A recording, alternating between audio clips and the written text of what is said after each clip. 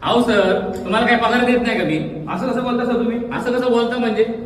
तो माणूस चुकीचं मारतोय, त्याला सांगायचं काम कोणाचं आहे? माझं आहे का तुमचं आहे? तुम्ही ट्रेनर आहे. अहो तो युट्यूबला बघून मारतोय, 2 सांगतोय मी त्याला चुकीचं मारतोय त्याला तुम्ही असं नाही का तर मला सांगा ना, मी सांगतो ना.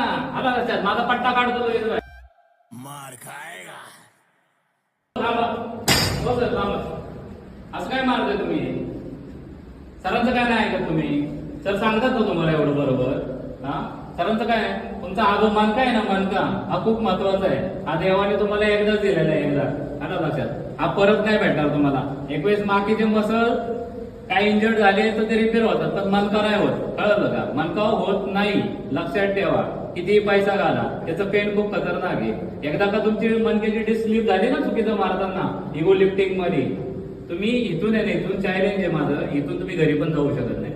आला लक्षात, तुम्हाला उचलूनच न्यायला लागणार. आला लक्षात. तर तुम्ही असं मारू नका.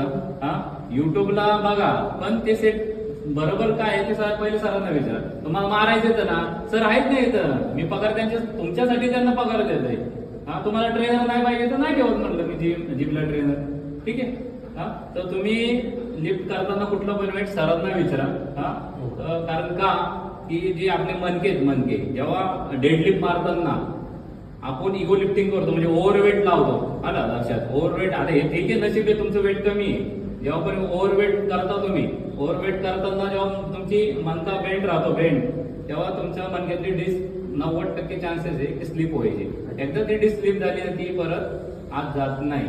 त्याला ऑपरेशनच पर्याय आहे, तर ऑपरेशन मध्ये पण तुम्हाला आलं होण्याचे चान्सेस जास्त आहेत.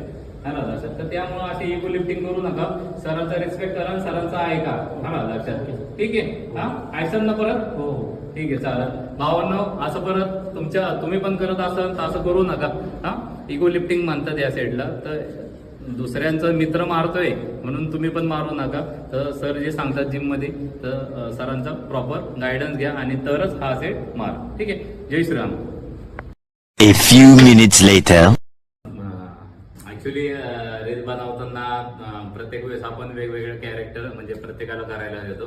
तर ह्या वेळेस त्यांना परत एक कॅरेक्टर दिलं आपण की चुकीचं मारण्यासाठी सेट नाही का, त्यांनी मुद्दामून चुकीचा मारलाय रील बनवण्यासाठी. ठीक आहे. ऍक्च्युली ही काय म्हणतात ना, सत्य घटनेवर आधारित आहे. ऍक्च्युली हे सगळ्या जिम मध्ये हेच प्रकार आहे.